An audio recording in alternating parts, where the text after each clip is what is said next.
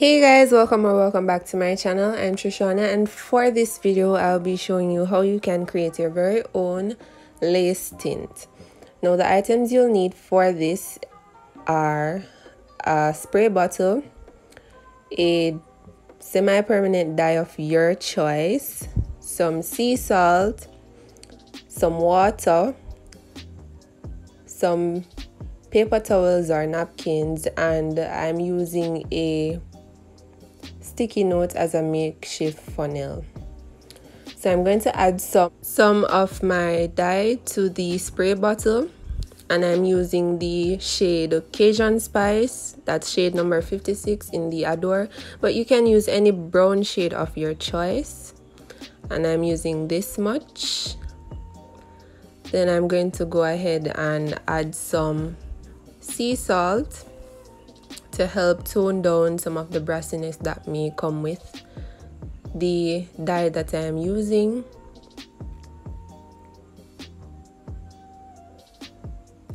Then I'm just going to go ahead and add some water, and the water that I'm using is actually lukewarm water, but you can use cold water or room temperature water to make your lace tint. So I'm just going to go ahead and cover the bottle and give it a nice little shake or stir, and then this is what I'm left with. I'm just going to spray some on the napkins that I have to see the intensity of the color.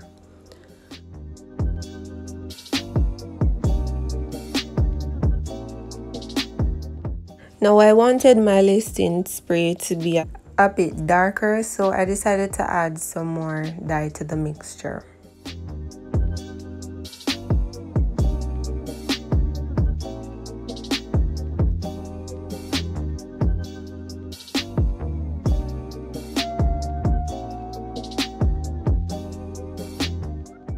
Then I went ahead and I gave the mixture a quick stir or shake, and this is the color intensity that I was left with, and I was satisfied with this shade of brown.